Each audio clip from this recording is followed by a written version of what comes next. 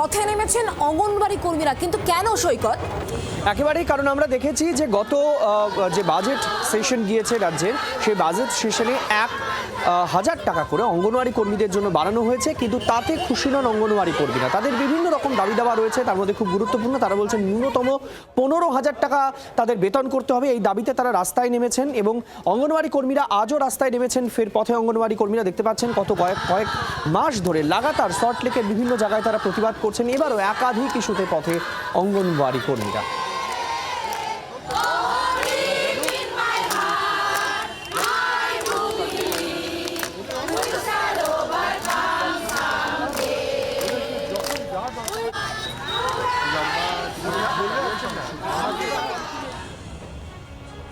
শুধু অঙ্গনওয়াড়ি কর্মী নয়, এই ভোটমুখী বাংলায় প্রতিবাদে পথে আরও বিক্ষোভের ছবি। আহিলি, একেবারে সৈকত, কারণ স্থায়ী কাজের দাবিতে এবার পথে নেমেছেন সিভিল ডিফেন্স কর্মীরাও।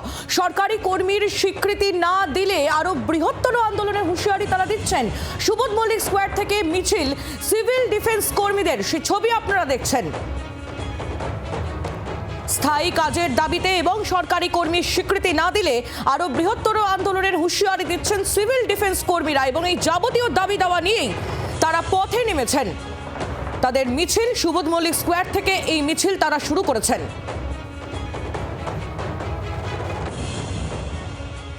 যে দিশাহীন বাজেট হয়েছে, সেই বাজেটে কিন্তু আমাদের কোনো ঘোষণা নেই। আমরা এখনও মাননীয় মুখ্যমন্ত্রীর প্রতি আশাবাদী। সামনে যে বিধানসভা নির্বাচন রয়েছে, নির্ঘণ্ট বাজার আগে আমাদের সঙ্গে বসে আমাদের যে দাবি দাবা, অর্থাৎ যারা আজকে বিপর্যয়কালে ঝাঁপিয়ে পড়ছে নিজের জীবনকে বিপন্ন করে, তাদের মাসে 30 দিনের কাজ সহ 60 বছরের সুনিশ্চয়তার জন্য আমরা রাজ্য সরকারের দৃষ্টি আকর্ষণ করতে চাইছি, কিন্তু আমরা আজ পর্যন্ত আপনার দৃষ্টি পাচ্ছি না। বাংলার আওয়াজ, বাঙালির আবেগ, জি 24 ঘন্টা।